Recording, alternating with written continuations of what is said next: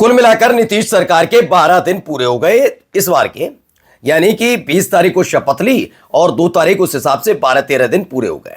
लेकिन 12-13 दिनों के अंदर जो जो हुआ वो हमने आपको दिखाया। लेकिन आज की एक बड़ी खबर यह है कि कभी भी यह खबर आ सकती है कि नीतीश सरकार से पहला विकेट गिर गया, यानी एक मंत्री का इस्तीफा हो गया।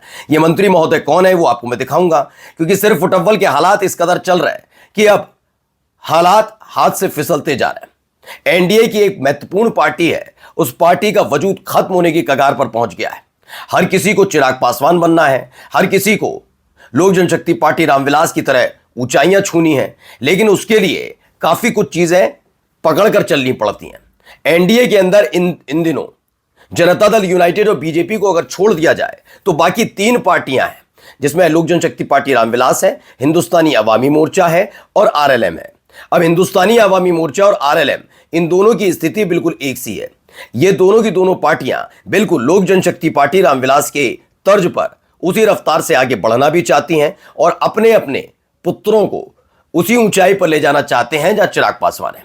और इसी छटपटाहट ने कुछ ऐसा करा दिया कि एक पार्टी का वजूद हिल गया है। हालत यह हो गई कि ताबड़तोड़ पहले इस्तीफे गिरे और फिर आगे आकर खुद इकाइयां भंग करनी पड़ी। अब खबर निकलकर यह आ रही है कि कभी भी ऐलान हो सकता है कि सांसद जी को, जी हां एक सांसद हैं, सांसद जी को बड़ी मोहब्बत के साथ अपने बेटे को मंत्री पद से हटाना पड़ सकता है। ये कौन है और पहला विकेट कब कैसे गिरने जा रहा है वो भी आपको दिखाता हूं। नमस्कार, मैं हूं प्राज्वल गौतम और आप देख रहे हैं न्यूज सर्किल। आपको तो पता ही है कि 89 सीटें आई थी, बीजेपी की उत्साह में थी, लेकिन 85 सीटें जैसे ही नीतीश कुमार की आई, फाइनल हुई, बीजेपी बेचैन हो गई। बीजेपी बेचैन इसलिए थी क्योंकि भारतीय जनता पार्टी को लगा कि ज्यादा से ज्यादा अगर 40-50 सीटें भी नीतीश कुमार की पार्टी की आ जाएंगी तो उसके बाद अपने किसी भी विधायक को बड़ी आसानी से, समझ गए होंगे आप नाम, उसको हम मुख्यमंत्री बना देंगे, जैसे हम राजस्थान में करते रहे वसुंधरा राजे को साइडलाइन करके, जैसे हम मध्य प्रदेश में करते रहे शिवराज सिंह चौहान को साइडलाइन करके, वैसे यहां पर बड़ी आसानी से नीतीश कुमार को साइडलाइन कर दिया जाएगा। लेकिन मात्र 4 सीटें कम आई, इससे नैतिक दबाव पड़ा, क्योंकि बिना नीतीश कुमार के सरकार बना लेना बड़ा मुश्किल हो गया था बीजेपी के लिए। अब भारतीय जनता पार्टी ये जानती है कि बिना नीतीश के सरकार बन नहीं पाएगी, ऐसे में नीतीश कुमार का नाम आगे करना पड़ा और सरकार में लेना पड़ा।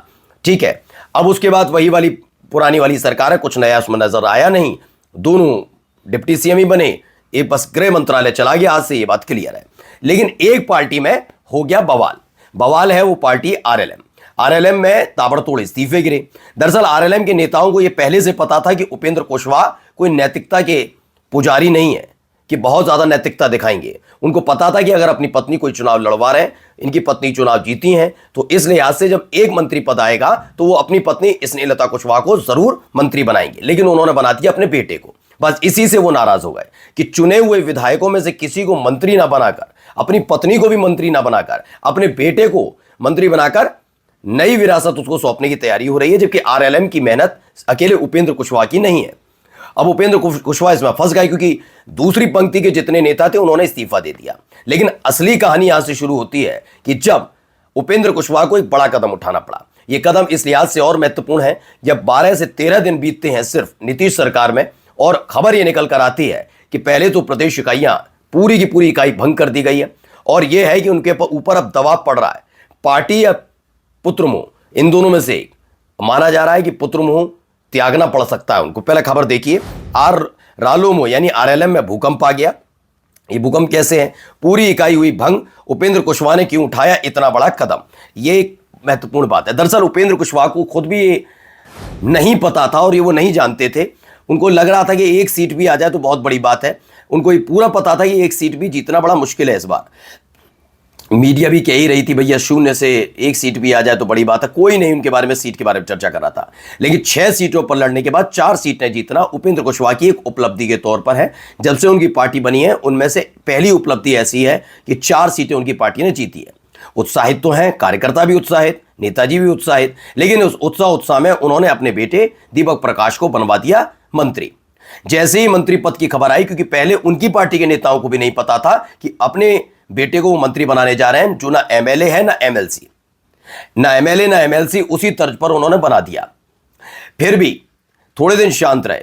खबर यह थी कि पहले अंदर खाने बातचीत चल रही है, चर्चा चल रही है, लेकिन जब उपेंद्र कुशवाहा ने इस पर कोई ध्यान नहीं दिया, उल्टा उन्होंने एक और बयान दे डाला। उन्होंने कहा कि मुझे नीतीश कुमार जी का बयान नहीं था, मतलब एक्स पर डाला ट्विटर हैंडल पर, कि मुझे नीतीश जी की एक पुरानी बात याद आती है जिसमें उन्होंने कहा जब खाना खा रहे हो तो मक्खियां भिनभिनाती हैं, एक हाथ से मक्खियां भगाते रहें और दूसरे हाथ से खाना खाते रहें। ये उन्होंने बयान दिया। तो ये मक्खियां थी कौन?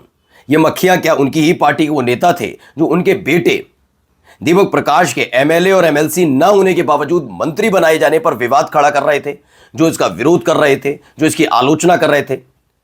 एक तरीके से उनके अपनी ही पार्टी के बड़े नेताओं ने इसे अपने ऊपर लिया और आखिरकार इस्तीफा दिया।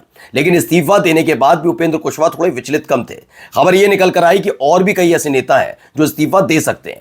अगर होता दो तरीके के हैं, एक होता है कि नेता अपने आप पार्टी छोड़े या उसे पार्टी से निकाला जाए। जब पार्टी से निकाला जाता है तो पार्टी मजबूत स्थिति में नजर आती है, और अगर नेता पार्टी खुद छोड़ देता है तो इसका मतलब वो नेता पार्टी से खुश नहीं हो, पार्टी की कमजोरी सामने आती है। पहले तो पार्टी की कमजोरी सामने आ गई जब पूरा का पूरा दूसरी लेवल की जितनी भी पंक्तियां के नेता थे सबने छोड़ दिया।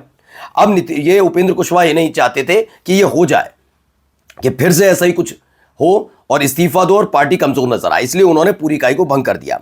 पहले खबर देखिए, खबर क्या है इसमें बताया। बिहार विधानसभा चुनाव परिणाम को के बाद एक और सरकार जहां विकास कार्य फोकस कर रही है, तो वहीं दूसरी तरफ पहली बार विधानसभा चुनाव में अच्छा प्रदर्शन करने वाली पार्टी रालोमो सियासी भूचाल आ गया। उसमें बिहार की सियासी जड़ों में बड़ी हलचल शुरू हो गई है। सांसद सह पार्टी प्रमुख उपेंद्र कुशवाहा ने अपनी पार्टी राष्ट्रीय लोक मोर्चा की प्रदेश व जिला इकाई यानी पूरी संगठनात्मक संरचना को तत्काल प्रभाव से भंग करने का बड़ा फैसला लिया, और उन्होंने इस घोषणा की अध्यक्षता अपने हाथों में रखी और कोर कमेटी की बैठक में यह निर्णय सर्वसम्मति से पारित हुआ।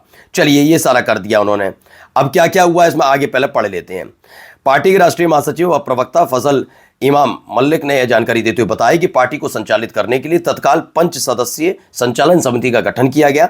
समिति का संयोजक मदन चौधरी को बनाया गया। सुभाष चंद्रवंशी, प्रशांत पंकज, हिमांशु पटेल और आर के सिन्हा समेत समिति के सदस्य बनाए गए। बैठक मुख्य रूप से विधायक माधव आनंद, आलोक सिंह और सहित रामपुकार सिन्हा, जंग बहादुर सिंह, अंगद कुशवाहा, ठाकुर धर्मेंद्र सिंह, ब्रजेंद्र पप्पू, चंदन बागची, सुकुल राम और स्मृति कुमुद शामिल थी।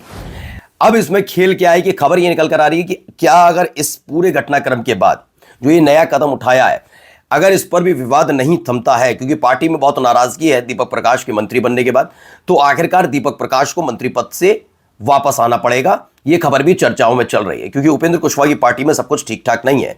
वो पुत्र प्रेम में इतना ज्यादा खो गए हैं कि उन्हें पार्टी से ज्यादा अपने बेटे के मंत्री बनने की उत्साह ज्यादा है।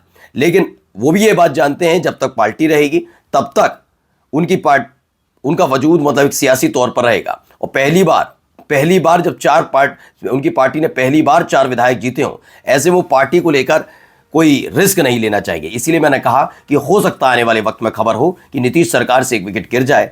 ये विकेट उपेंद्र कुशवाहा के पुत्र जी का हो सकता है, क्योंकि पार्टी में वाकई सिर्फ फुटबॉल चल रही है। नमस्कार।